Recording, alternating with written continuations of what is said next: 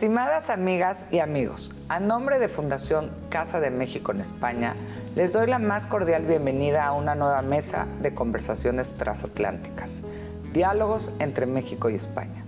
Titulada Identidades de ida y vuelta, en esta sesión pondremos en primer plano la riqueza de las relaciones literarias entre nuestros dos países, un vínculo que se ha tejido a lo largo de los siglos y cuya vigencia en la actualidad es incuestionable. Al mismo tiempo, reflexionaremos sobre conceptos como nacionalidad e identidad. Para este conversatorio hemos convocado a dos figuras destacadas de las letras, a uno y al otro lado del Atlántico, Marta Sanz y Juan Villoro.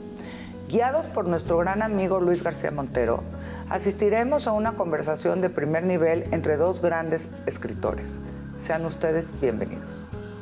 Pues muy buenas tardes, un gusto estar de nuevo aquí en estas conversaciones entre México y España, en estas conversaciones transatlánticas, donde pues se está hablando de la identidad, de la lengua, de las relaciones entre nuestros países y es una suerte poder contar con las personalidades que van tomando la palabra. La sesión anterior fue estupendo contar con Jorge Volpi y hoy tenemos aquí a Juan Villoro y a Marta Sanz que, como se ha dicho en la presentación, pues son dos de las personas más significativas y más destacadas de nuestra cultura. Se han enumerado los premios literarios que tienen, muy significativos como escritores. Yo añadiría que Juan también tiene premios como cronista deportivo. El premio Manuel Vázquez Montalbán. Lo digo porque con la exactitud que tiene en sus gustos literarios no es tan exacto en sus gustos futbolísticos, pero en fin, sobre eso no vamos a discutir hoy. Pues yo quería empezar por algo que tiene y que caracteriza vuestra literatura, que es el diálogo que hay entre la intimidad, lo privado, el mundo familiar y lo público, como una de las características de la literatura. Marta, que es muy conocida como narradora, pero que también es una poeta notable, empieza un poema diciendo: cuando nos queremos, la pared de la casa se llena de ojos, el tabique se abre en mirillas por las que observan Helena y de Lesbia, el pajarillo, Boccaccio y el arcipreste, bueno, malo, santo, loco, amor, y empieza toda una serie de recuerdos personales, pero literarios también, hablando del amor y de la intimidad y de cuando nos queremos, y como uno de sus libros más recientes ha abordado la perspectiva de lo íntimo, quería empezar por preguntarte, ya que vamos a hablar de identidad, y la identidad suele ser una interiorización de una historia colectiva y heredada, quería empezar preguntándote por eso, por la relación entre lo público y lo íntimo en cuanto a territorio literario y personal. Bueno, muy buenas tardes, gracias por haber venido. Muchas gracias a Luis García Montero por contar conmigo para conversar con Juan Villoro, y a Casa de México por su hospitalidad y a Susana por su presentación. Hoy Luis tiene partido, o sea que creo que no nos vamos a demorar demasiado. Y resulta también muy curioso que Luis haya empezado esta intervención leyendo uno de los pocos poemas que yo tengo eróticos. O sea, esto también es muy significativo. Es verdad que para mí, y yo creo que para cualquier escritor o para cualquier escritora, es muy importante la interacción que se genera entre lo que hay dentro y lo que hay fuera. Yo creo que quienes escribimos trabajamos siempre como en una especie de concepto de umbral, en ese quizás ese símbolo de la ventana de Edward Hopper que nos permite imaginar un interior, pero al mismo tiempo ese interior es incomprensible sin lo que está ocurriendo fuera. Y entonces yo me muevo ahí siempre, transito por ahí siempre, cuando escribo poesía, cuando escribo novela, y hablo desde ese lugar de los umbrales, desde la perspectiva de la alegría del encuentro, y también puedo hablar de eso mismo desde la perspectiva del rozamiento, la herida y la conflictividad. Pero en último término pienso que nuestro trabajo como escritores y como escritoras pues pasa por ahí. Precisamente en el último libro, Los íntimos, yo lo que hago es una reflexión sobre cómo, como generación, incluso como generación literaria, también estamos atravesando un momento de nuevas sensibilidades y sentimentalidades que nos colocan en el filo de muchísimas contradicciones, y ahí, en la experiencia de esas contradicciones, hay algo que tiene que ver con la historia, pero también hay algo que tiene que ver con el género y con el territorio del que tú procedes. Yo no me entiendo en mi relación con los demás en el mundo si no me interpreto a mí misma como la nieta de un mecánico melómano al que le gustaba la zarzuela. Entonces ahí está esa perspectiva de clase, esa perspectiva de un determinado tipo de lengua y esa ventana un poco para empezar a mirar el mundo. Que los dos habéis demostrado de qué manera lo personal, lo biográfico, se puede transformar en ficción y en obra literaria que trascienda incluso lo personal para tener un significado más colectivo. Tú te sientes heredera de un abuelo mecánico melómano. Como vamos a hablar de identidad y como estamos hablando de la relación de lo personal con la literatura, pues a mí me gustaría recordar el libro que Juan le dedicó a la memoria de su padre, La figura del mundo, un catalán mexicano y una persona muy significativa también en lo que se refiere a la historia de México y a tu relación personal con la propia historia de México.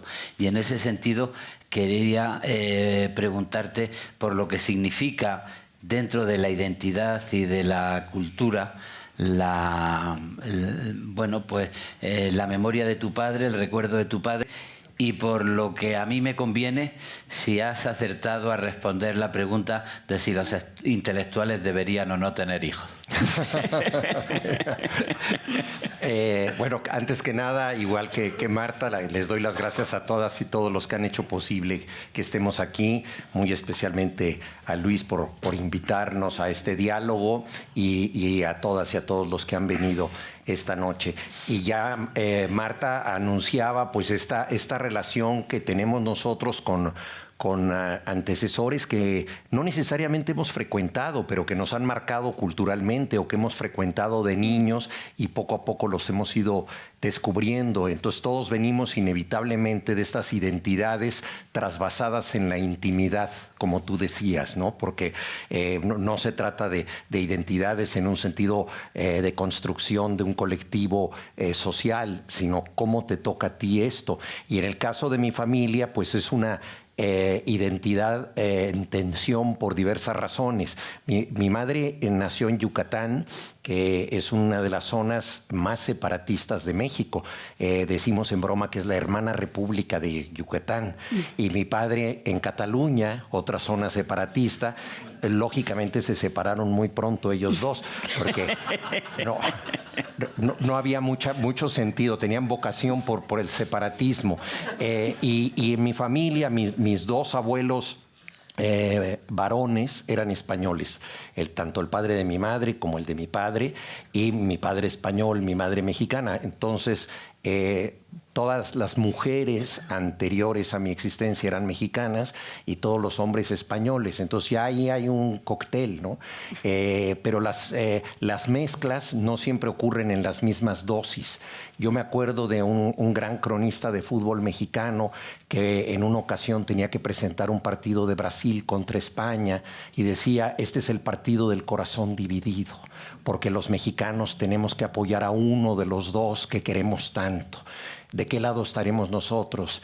¿De la magia, el arte de Brasil y la estética convertida en una forma de la eficacia, o de España, que es la madre patria? Y decía, en efecto, tengo el corazón totalmente dividido. 85% a favor de Brasil, 15% a favor de España. Lo tenía totalmente dividido, pero era en esa proporción. Que después vamos a seguir hablando de fútbol, pero es que al oírte me estaba acordando, porque claro, todo esto tiene que ver con la imaginación y la cultura. Alfredo Bryce Echenique dice que se hizo escritor por oír la imaginación de los locutores de fútbol retransmitiendo los partidos de la selección peruana, y decía: avanza Brasil, avanza Brasil, avanza Brasil, avanza Brasil, gol de Brasil. Y después decía: avanza Perú, avanza Perú, avanza Perú, gol de Brasil. Entonces iba tomándose él mismo el relato según los comentarios, ¿no? Claro. Y en ese sentido se puede elaborar mucho, pero como tú dices, el corazón dividido, el 85% con Brasil y el 15%. Claro, y eso explica también que en mi caso el trasvase mexicano haya sido mucho más fuerte, ese 85%, en buena medida porque representaba a las mujeres, que siempre fueron más importantes para mí y estaban mucho más pendientes de los hijos, en fin, es una identidad más próxima, más íntima, más una matria que una patria, y eso fue definitivo.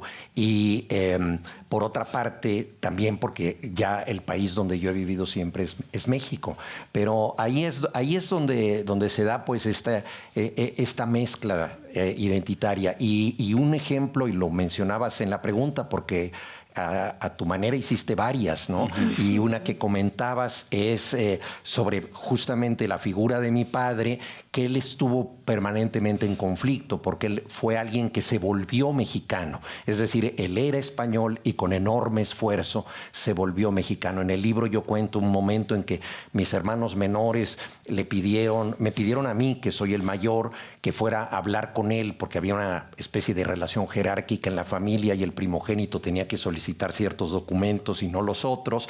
Entonces me tocó a mí tener que pedir su acta de nacimiento, porque mis hermanos menores querían venir a vivir a España. De hecho, mi hermana menor vive aquí en Madrid.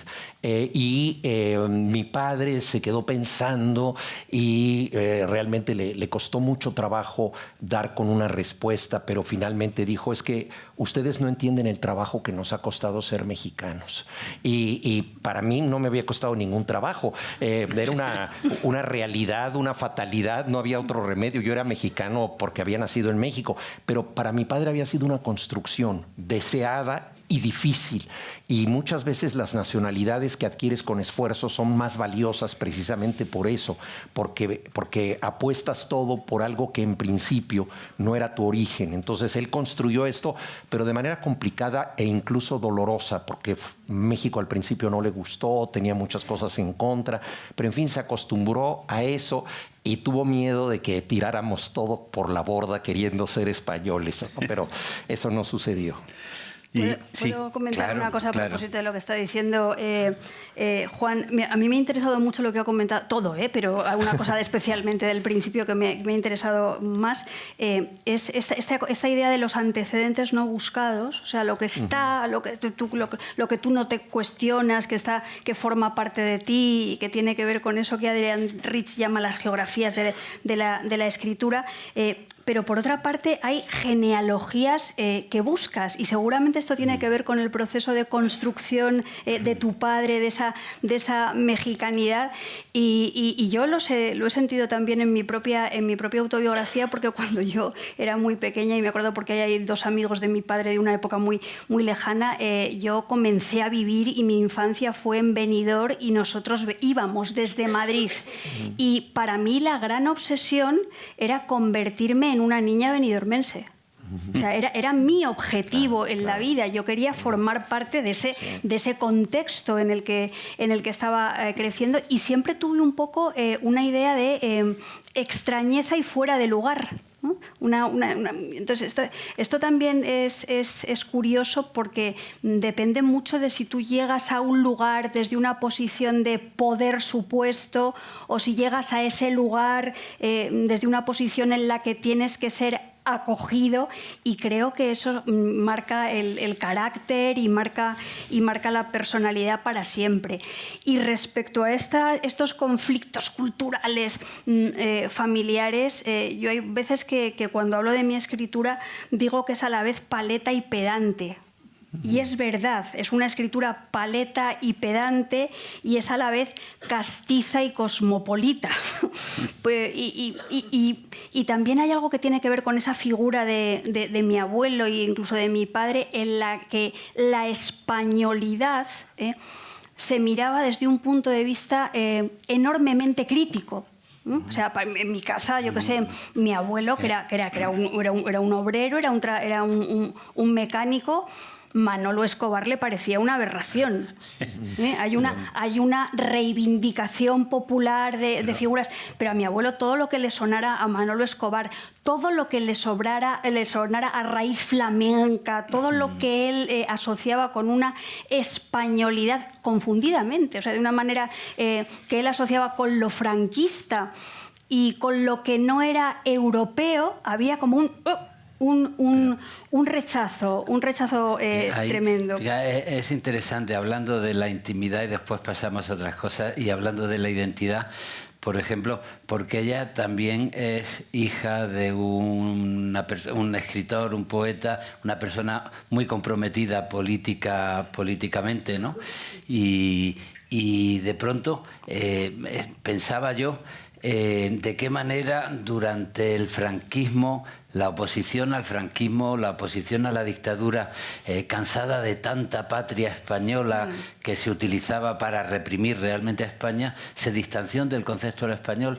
Y tú, por ejemplo, en México, como heredero del exilio español, como estudiante de la UNAM con tanto exiliado español, pues quizá te pudiste identificar con una España que tenía que ver con el pensamiento crítico y con la lucha por la libertad, ¿no? Claro, bueno, de hecho mi padre llegó a México por razones un poco azarosas, porque su padre murió durante la Guerra Civil por una cuestión médica, una operación mal hecha en Barcelona.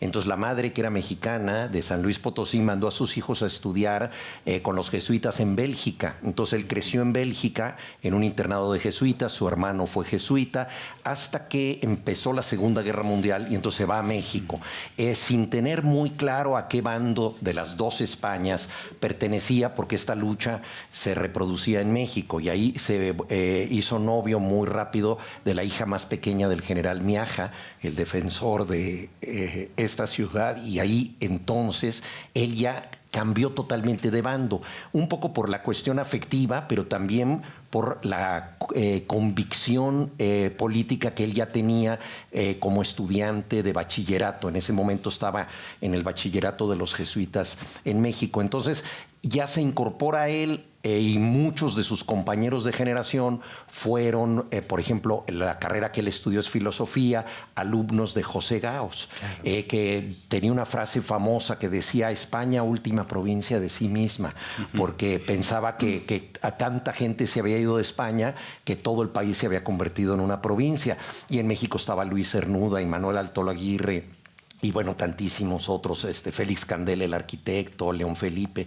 Entonces todo ese mundo impregnó mucho la formación de nosotros. Yo hice el bachillerato en el Colegio Madrid, que es de refugiados españoles, de modo que ahí para nosotros la herencia española ha sido decisiva. Mi primer editor fue Joaquín Díez Canedo, un exiliado español en México que tenía la editorial Joaquín Mortiz, ¿no?, que era el nombre que su padre Díez Canedo había utilizado en la clandestinidad. Entonces era la gran editorial que publicaba los principales autores mexicanos. Entonces debutar ahí era realmente, sin ofensa, como debutar en el Fútbol Club Barcelona, ¿no? Entonces, líder actual de la liga. Sí. Todo se ha dicho. A todo se ha dicho, a 3 puntos. Pero fíjate que yo recordaba, cuando comentábamos la historia del narrador deportivo, decía, bueno, el 85% con la selección de Brasil. Yo recordaba que cuando se produce el exilio, ese que crea una situación muy especial de España en México, el general Cárdenas se plantea, por una parte, ser hospitalario con las víctimas de un golpe de Estado, con gente que había luchado contra el fascismo. Pero por otra parte, estaba viviéndose un momento, y después podemos hablar de eso, donde el imperialismo norteamericano se estaba poniendo muy ofensivo con México. Y entonces Lázaro Cárdenas dijo, además de en favor de la democracia, es que en este momento y en esta tesitura nos conviene mucho recordar la historia compartida con España y para poner distancias de las apetencias de los Estados Unidos. Y eso yo creo que ayuda a conformar identidades de diálogo donde se puede reconocer lo uno y lo otro en nombre de unos valores que merece la pena compartir, ¿no? No, totalmente. Y bueno, y mencionas nuestra cercanía con Estados Unidos, que es la recordamos todos los días los mexicanos. Ahora volveremos. Sí, hace no tanto tiempo, 1847, Estados Unidos se quedó con el 55% del territorio mexicano. Ahora que tanto y con tanta razón se critica la invasión de Ucrania, conviene recordar que hace siglo y medio, que no es tanto en la historia de los países, pues México perdió más de la mitad de su territorio, entonces siempre es una situación tensa y algunos presidentes inteligentes, que ha habido poquísimos en México, como Lázaro Cárdenas, trataron de tener una política internacional más abierta. Es notable que le haya dado asilo a Trotsky, por ejemplo, que fue repudiado prácticamente por todos los países, nadie en Europa lo quiso tener y él se refugió en México, donde finalmente fue asesinado, ¿no? Pero esta política de asilo y esta política internacional era importante. Venía también desde la Revolución Mexicana, que Venustiano Carranza, que fue un presidente con una visión latinoamericana importante, había mandado a muchos intelectuales a establecer diálogos con otros países y entendió que la cultura era nuestra principal forma de defensa ante la influencia económica y siempre la amenaza hegemónica de Estados Unidos. Entonces Alfonso Reyes, por ejemplo, fue embajador en Buenos Aires, estuvo también aquí en México, Amado Nervo estuvo aquí en Madrid, estuvo Amado Nervo también aquí en Madrid y en Uruguay, en fin, hubo toda una política exterior intelectual muy importante. Eso es bien interesante, por ejemplo, cuando se insulta hoy a los hispanos y se persigue el español como una lengua peligrosa, pues yo recuerdo cuando se invadió Texas, que una de las primeras medidas fue obligar en nombre de solo inglés a los niños de mexicanos que habían vivido en Texas a llenar los ataúdes de papeles con palabras en español para enterrarlas en el patio de los colegios. De manera que es verdad que conviene recordar y tener memoria para saber en qué nos estamos envolviendo en estos días. Pero antes de llegar a eso, que yo quiero llegar a eso y llegar al mundo en el que vivimos para plantear la identidad, algo que quiero sacar también como diálogo de identidades y que caracteriza a los dos, es que sois escritores que practiquéis y con bastante acierto distintos géneros. Tú haces narrativa, tanto novelas como cuentos, haces poesía, has hecho ensayos y tú has hecho teatro, narrativa, ensayo, todo menos poesía. Todo menos poesía. Si pudiera hacer poesía, solo haría poesía. Una buena manera de quedar bien. Muy elegante. Muy elegante. Ha sido muy elegante. Y quería preguntarte, ¿cómo ves tú en la figuración de la literatura y en la relación de la intimidad y la identidad con las ficciones? ¿Cómo ves tú esa posibilidad de géneros en la escritura? Bueno, yo creo que eso también tiene mucho que ver con las improntas culturales. Yo acabo de leer un libro que no es ni mexicano ni español, que es un libro de Vivian Warnick que se llama La mujer singular y la ciudad. Y ella habla, por ejemplo, de cómo algo absolutamente necesario para hablar de una ciudad a través de la literatura, para hablar de la intimidad en la ciudad a través de la literatura, tiene que ver con cómo tú eres capaz de captar los sonidos, las variedades, todos los aspectos idiosincrásicos de una lengua en un momento muy, muy particular. Y eso también tiene que ver con los géneros y también tiene que ver con la sonoridad y las maneras de decir. Tú de esto sabes muchísimo más que yo, Luis, la revolución que supuso en la literatura española los sonetos fechos al itálico modo y después la incorporación del endecasílabo con Boscán y con Garcilaso. Creo que todo eso, que es una forma de impregnación cultural, se nos va quedando dentro para que nosotros tengamos moldes a partir de los cuales expresarnos de una manera individual que al mismo tiempo es la proyección de muchísimas voces que están alrededor.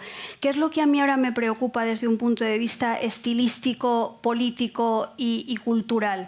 Pues a mí me preocupa que, como ha pasado por otra parte en todos los periodos de la historia, hay un poder económico clarísimo, que está donde está y los mexicanos, los españoles y los palestinos también lo saben perfectamente bien, y ese poder económico, desde mi punto de vista, ha invadido unas maneras de decir, unos géneros que están condicionando también nuestras maneras de aproximarnos a la realidad.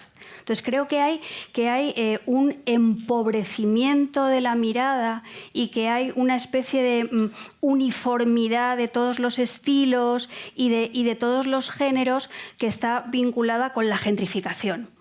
Y a mí me parece muy preocupante. Pongo un parangón para que se vea más claramente, porque la gentrificación la tenemos muy clara desde un punto de vista urbano, urbanístico, el turismo, aquello de que los centros de las ciudades son el centro de la misma ciudad, y eso está relacionado, bueno, pues con determinadas marcas y empresas muy comerciales, y en las ciudades los viajeros, las viajeras, dejamos de ser viajeros y viajeras para convertirnos en turistas. Creo que con los libros y con la lengua, creo que con los estilos literarios y con los géneros literarios pasa un poco lo mismo. Y hay un concepto de traducibilidad, de interés literario y de universalidad que pasa un rodillo sobre lo mexicano, sobre lo español, sobre lo costarricense o sobre lo italiano, y que de alguna manera está eso definiendo nuestras maneras de contar y de decir. Entonces yo ahí lo que procuro es revelarme. Revelarme. Y en este sentido la literatura es una forma de rebeldía. Después le tiraremos de la lengua a Juan para decir que no somos un robot, en el sentido que tú estás planteando. Pero quería también que nos contase cuál es la relación tuya con los géneros literarios y si ves que hay estrategia distinta cuando haces un ensayo, cuando haces una versión teatral o una obra de teatro, cuando haces una novela. Sí. Yo escribo formas de la prosa, entonces me muevo en ese campo, pero cada uno de los géneros tiene condiciones que me parecen muy importantes. Si tú trabajas con el diálogo, por ejemplo, en la novela, puede servir para la conversación y para conocer a los personajes y que cada uno de ellos tenga una voz propia y los puedes ir identificando a partir de lo que dicen, ciertas frases que a veces son ritornelos, frases hechas, etcétera. Todo eso ayuda mucho a que se conozca a los personajes en una novela, pero en el teatro el diálogo es la acción, es decir, no hay una línea de mando que te está guiando hacia dónde va la anécdota. En el teatro alguien dice una frase que puede ser muy sencilla, como ¿dónde quedaron las aceitunas?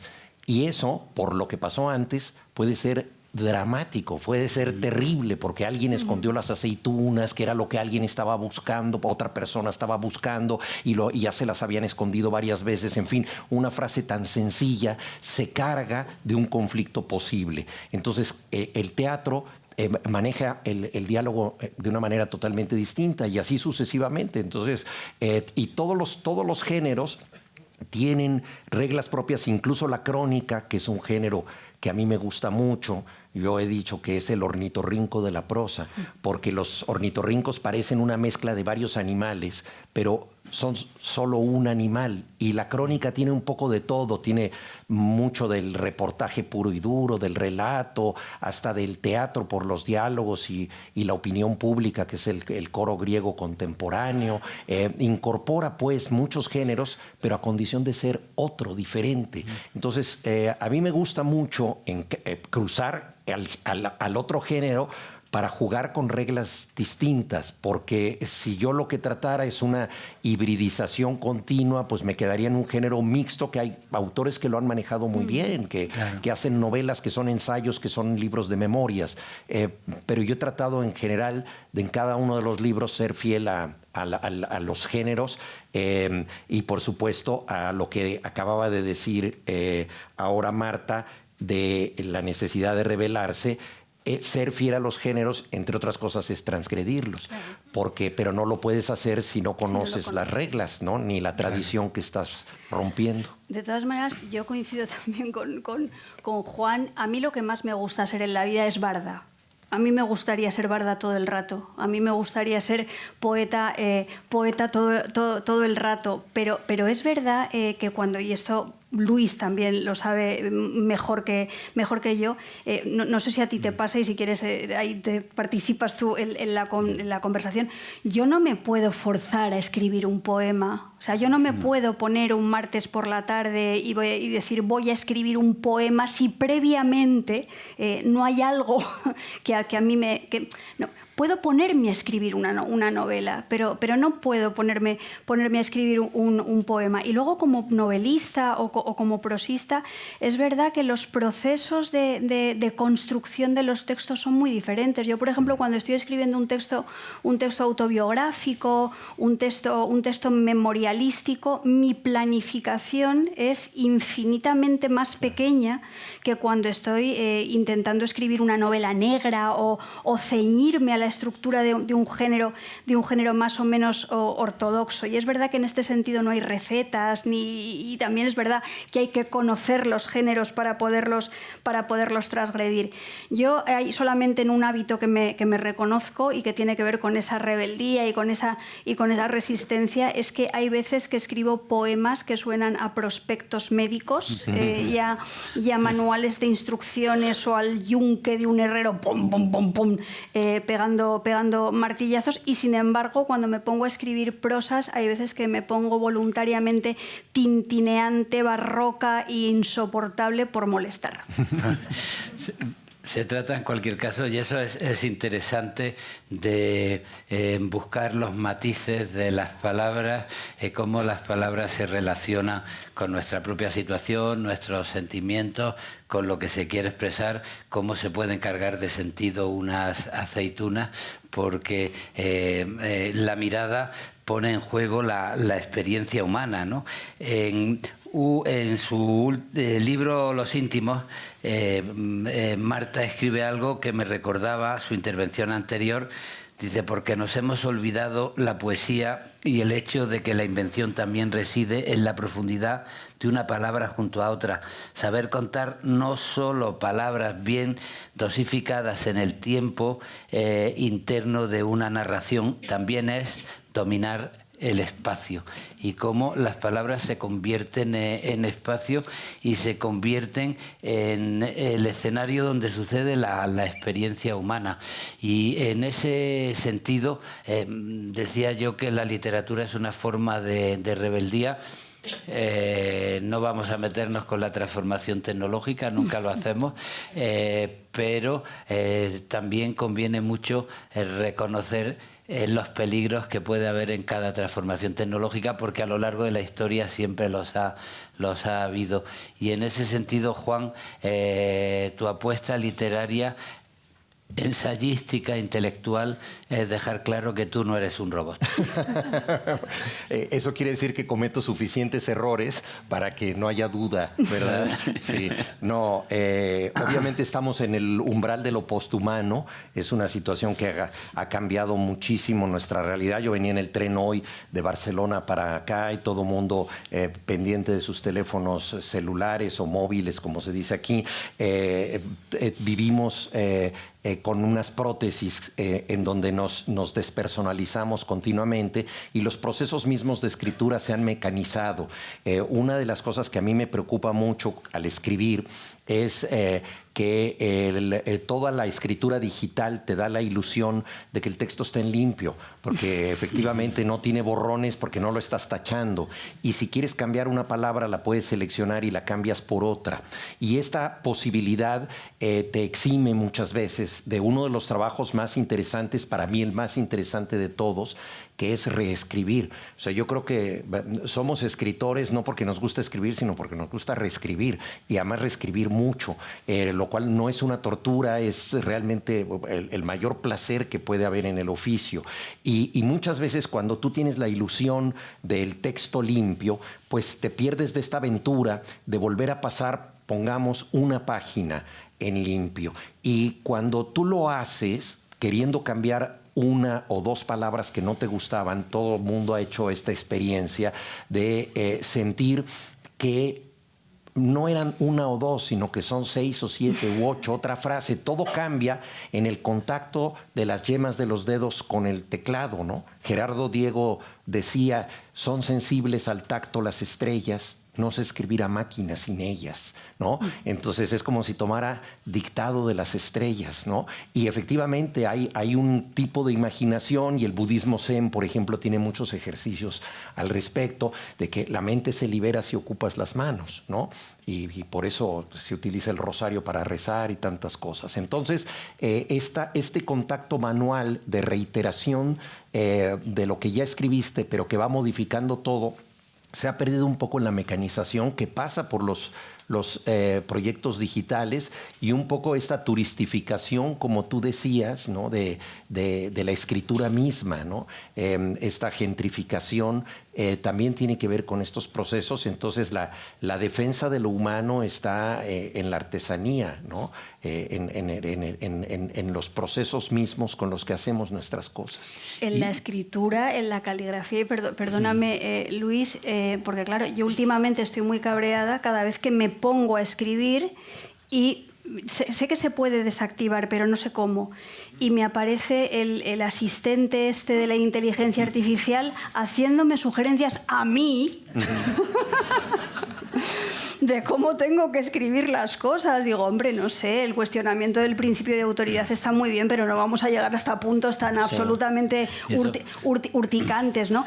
Y luego con la escritura, con la escritura y con los nuevos, con el tránsito este de lo analógico a lo digital, a mí hay una cosa, concierne a lo que estamos diciendo, porque tiene que ver con la construcción de la memoria, porque tiene que ver con la construcción de la identidad y cómo eso repercute en los seres humanos que somos y la humanidad de la que formamos parte. Hay algo que me resulta sobrecogedor, y es cómo, desde mi punto de vista, la ultraderecha, por lo menos en España, tiende a desdibujar completamente todo lo que es la memoria democrática para poder legitimar su ejercicio de siempre, pero cómo en paralelo a esa dilución de la posibilidad de la memoria democrática, de la memoria histórica, hay una lenta pudrición de la facultad intelectiva de la memoria, que tiene que ver con la invasión de los aparatos, con los buscadores, con San Google, y cómo esa pérdida de la memoria lo que nos está convirtiendo es en una sociedad tremendamente debilitada, tremendamente impotente para asumir cualquier reto desde un punto de vista crítico, porque perder la memoria es perder los vínculos. Claro. y perder la posibilidad de tener conciencia de la comunidad a la que perteneces. Entonces yo también soy humana y no robot como el tú. Paradigma de la civilización cibernética es un paradigma de control, porque no solo te hace sugerencias, sino que intenta definir cuál debe ser tu identidad, ¿no? Y muchas veces es una identidad más invitada al discurso del odio y al encerramiento que al diálogo entre identidades. En ese sentido, cuando os leo y cuando veo las historias que elegís, noto también que hay una dimensión clara de conciencia cívica y del recuerdo de la conciencia cívica que siempre ha tenido la literatura. Y eso se expresa en vosotros, por ejemplo, en la colaboración regular con la prensa, la necesidad de estar presente desde una opinión, desde un punto de vista personal sobre los acontecimientos. Y quería preguntaros sobre eso también, Juan. ¿Qué relación estableces tú con la prensa y qué valor le das a tus artículos? Bueno, el valor que le doy yo creo que es intrascendente, porque eso depende de los lectores, pero el valor que le doy al oficio, querido Luis, sí es muy, muy grande. Yo creo que el periodismo puede ser literatura bajo presión y hay ejemplos notables. Digo, ¿cuántos libros de Álvaro Cunqueiro, de Gómez de la Serna, Josep Pla, García Márquez no están formados en las prensas periodísticas? Entonces es muy importante poder entender que un texto, muchas veces de circunstancia, los textos que publica los viernes Juan José Millás, por ejemplo, Tú los lunes, este tipo de textos pueden perdurar como perdura otra parte del registro literario de los principales autores. Y yo creo que es muy importante la discusión pública. El problema es que el periodismo hoy en día es también un fenómeno evanescente y casi en extinción, porque la mayoría de la gente busca noticias gratuitas en medios no verificados. Hay plataformas que te informan que la Tierra es plana, que el Holocausto no existió, que el ser humano no llegó a la Luna, que las vacunas hacen daño, etcétera, y tienen cientos de miles de seguidores. Las famosas fake news son tremendas. En 2016, el diccionario Oxford, que escoge una palabra para cada año, eligió la palabra posverdad, y ese fue el año justamente en que Trump ganó las elecciones por primera vez diciendo toda clase de mentiras. ¿Significa esto que la verdad ya no sea tan importante? Gramsci había dicho, la verdad es siempre revolucionaria. Yo creo que la verdad es más revolucionaria que nunca y más importante que nunca, precisamente porque está amenazada. El problema es que se ha perdido el acceso social mayoritario a los periódicos. Hay generaciones que no han leído un periódico en papel en su vida o que no han leído un periódico, punto. Y se alimentan de las alertas que les llevan en los teléfonos celulares. Y tú hablabas esto de que el teléfono o las plataformas digitales tratan de formar identidad, y me parece muy clave lo que tú acabas de decir, porque efectivamente los algoritmos nos conocen. Nadie tiene más información sobre nosotros que nuestro sistema operativo, ¿no? Entonces nadie sabe qué cosas hemos buscado con mayor detalle. Y esto lleva a que nos proponga búsquedas parecidas, es decir, construye una identidad por repetición, por semejanza, pensando que nosotros somos replicantes. O sea, que nosotros lo que queremos es lo que ya hicimos. Nos interesaron viajes a la playa, nos propone otros viajes a la playa. Y justamente la cultura es el reino de lo diverso, es la oportunidad de presentarte ante algo que no sabías que te podía gustar. Esa sorpresa ante lo desconocido que llega por una voz noruega, japonesa, de otra época, y que te revela algo de ti mismo. Entonces eso es totalmente distinto, porque además la cultura te interpela y un poema solo existe cuando es leído y cuando es interpretado, y cada lector entiende el poema de algún modo propio, y en cambio el lenguaje digital es unívoco, es una instrucción que no está pidiendo una respuesta para ser interpretada o modificada. La gran posibilidad de la cultura frente a tanto bulo y tanta mentira. Tenemos que reaccionar en favor de la verdad, pero lo que nos ha enseñado la cultura es a decir, un momento, ¿de qué verdad me está usted hablando? Porque la cultura nos enseña a cuestionar y frente a los bulos nos quieren vender a veces muchas verdades que también son legitimaciones de situaciones que no nos interesan, y entonces se trata de oponerse al bulo, pero no con una idea de verdad que sea el dogma o lo sagrado, sino que sea esa interpretación que te hace reafirmarte con la vida. Juan ha citado a Gerardo Diego, ha hablado de la poesía, tiene un ensayo estupendo sobre José Emilio Pacheco, la vida que se escribe, y dice una y otra vez José Emilio Pacheco diagnosticó la catástrofe para luchar con ella. Su apuesta fue deliberadamente imposible. Mientras registraba la devastación de la cultura, escribía un riguroso instrumento para combatirla, inventario. Y entonces es esa necesidad, por una parte, de no cerrar los ojos, de comprender la devastación de la cultura, pero reafirmarse en ese diálogo. Lo que estáis planteando, que tiene que ver con la memoria y con la cultura, frente a lo replicante y a lo establecido, está muy bien las lecciones de libertad que recibimos de la gente que admiramos. Él citaba el exilio español, citaba a José Emilio Pacheco. Tú, si tienes que recordar gente a la que admiras, escoge cuál es el sentido de la admiración, y si escoges a un escritor mexicano quedamos estupendamente. Vamos a ver,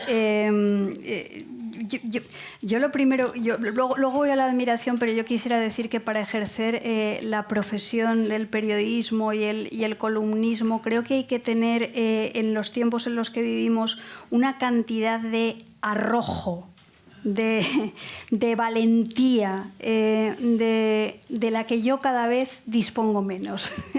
Creo que también es necesario comenzar a reivindicar un tipo de pensamiento que tenga que ver con la lentitud y con que no hay necesidad de responder con urgencia a todos los estímulos, porque en esa necesidad de responder con urgencia a todos los estímulos decimos muchas tonterías, ¿no? Entonces hay veces que esa prisa es mala, y frente a esa prisa yo trabajo mucho eso de las lecturas espeleológicas, la lentitud, el tener tiempo y espacio de concentración. O sea, yo he llegado un poco a la decisión de que me voy a retirar un poco para acumular pensamiento para los próximos años y lo que pueda pasar, porque estoy harta de esa especie de espoleo permanente y de ese odio permanente, que también tiene mucho que ver con que estamos perdiendo conciencia de la corporeidad. Y del tacto, y eso me preocupa un montón. Respecto a lo de José Emilio Pacheco, que admirable, si podemos ponerlo en la lista absoluta de las admiraciones, hay algo prospectivo en el trabajo de los escritores, en el trabajo de las escritoras, que a mí me interesa mucho.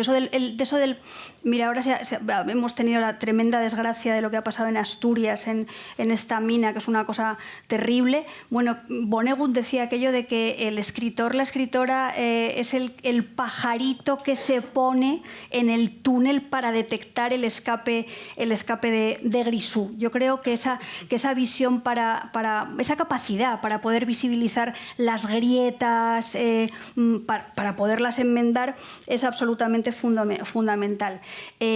Admirables. Bueno, no es exactamente mexicana, pero es como si lo fuera casi, porque fue su país de acogida. A mí, una escritora admirabilísima y no lo suficientemente reivindicada me parece Luisa Carnés. Y creo que compartía esa admiración precisamente con Almudena, ¿no? Una mujer que tuvo que salir de España por razones políticas. Ella era militante del Partido Comunista y al mismo tiempo, porque parece que es incompatible a veces el compromiso político con la exigencia y el rigor literarios, fue la inventora de la novela documental.